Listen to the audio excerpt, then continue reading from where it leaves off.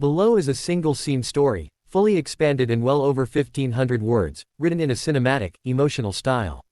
The entire story takes place in one continuous moment, no scene breaks, no dialogue formatting, just one powerful unfolding scene. The denial did not arrive loudly. It came quietly, in the way humiliation often does, wrapped in politeness, disguised as procedure, delivered with a smile that never reached the eyes. The airport gate was alive with motion, a river of rolling luggage and impatient footsteps, yet in that moment everything seemed to slow as the boarding agent's hand hovered over the scanner and then stopped.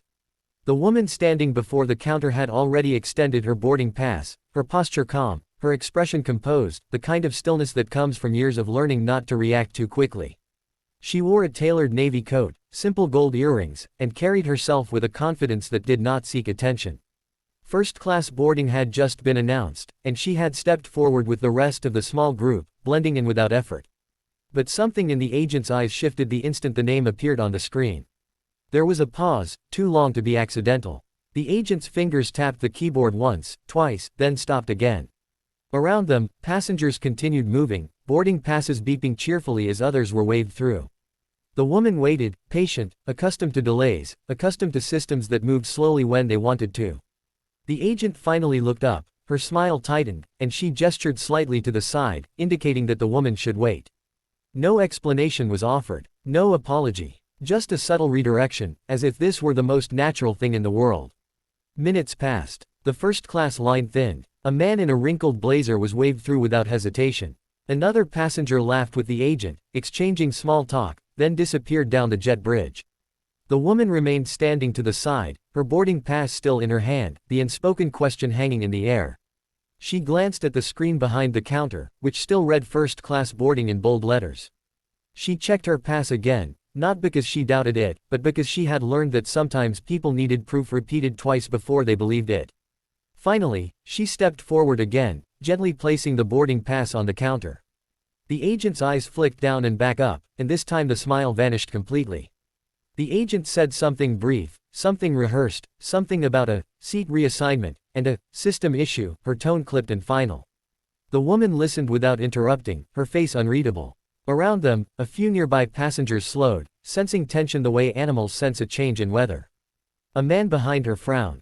A woman clutched her purse a little tighter.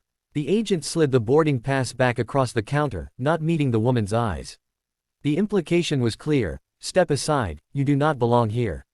The woman did not raise her voice. She did not argue. She simply stood there, absorbing the weight of the moment, the familiar sting of being quietly told no, of being reminded that credentials and tickets and achievements sometimes mattered less than perception. She could feel the heat rising in her chest, not anger exactly, but something heavier, the exhaustion of having seen this before. She stepped aside once more, this time fully out of the boarding lane, and watched as the final first-class passengers were waved through. The gate area grew quieter as the general boarding groups were announced. People glanced at her, some with curiosity, some with discomfort, some with indifference. She felt invisible and hyper-visible all at once, standing there with a first-class ticket that suddenly seemed theoretical. What no one around her knew, what the agent certainly did not know, was that this woman had spent her life mastering moments like this. She had learned early that power did not always announce itself, that the most influential people in a room were often the quietest. She had built a career not on loud declarations but on precision, on preparation, on knowing exactly when to act. The airport noise washed over her as she reached into her coat pocket and withdrew her phone, her movements unhurried. She did not rush. Rushing would suggest desperation, and she was not desperate. She scrolled calmly, thumb moving with practiced ease, and selected a contact saved simply under a first name. The phone rang once, then twice, then connected. She did not step away. She did not lower her voice. She spoke softly, efficiently, relaying facts without embellishment: the flight number, the gate, the boarding issue. Her expression remained composed, but her eyes were sharp now, focused. Whatever was being said on the other end caused her to nod once, slowly, as if confirming something she already knew. As she ended the call, the agent glanced up briefly, irritation flickering across her face at the sight of the woman still standing there. The general boarding announcement echoed overhead. A line began to form again, longer this time, messier. The woman remained exactly where she was, just to the side of the counter, neither obstructing nor retreating. She was waiting. The change came subtly at first. A supervisor approached the gate, her stride brisk, her expression serious.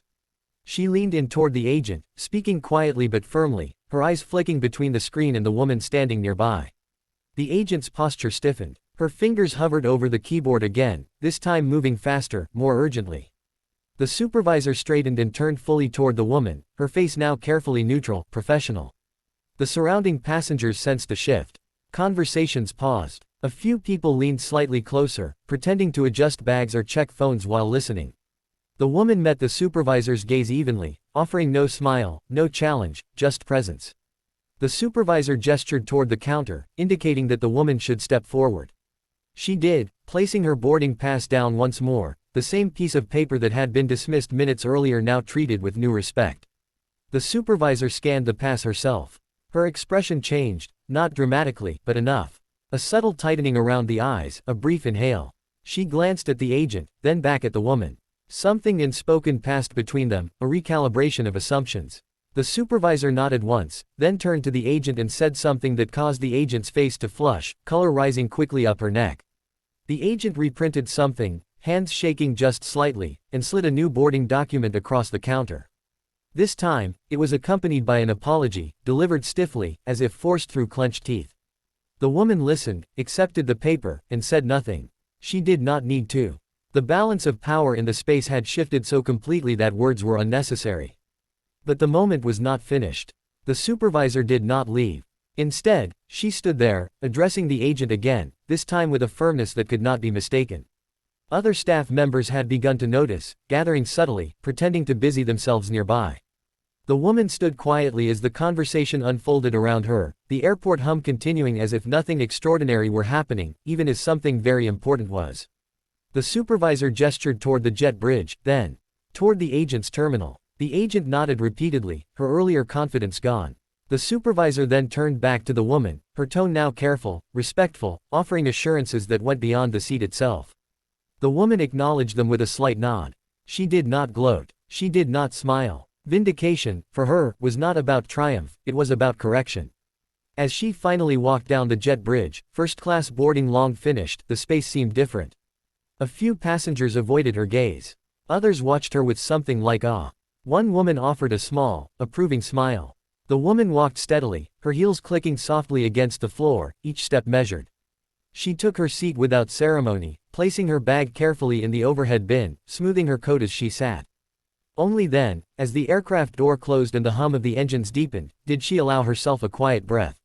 Not relief, she had never doubted the outcome, but acknowledgement. Moments like these were never just about a seat. They were about being seen, about systems being forced to confront their own blind spots, about reminding the world that assumptions could be expensive. The plane taxied forward, and outside the window the airport lights blurred into lines of gold. The woman looked out, her reflection faintly visible in the glass, and allowed herself the smallest smile, not for what had been taken back, but for what had been demonstrated. Power did not need to announce itself. Sometimes, it simply waited, made one call, and let the world adjust accordingly.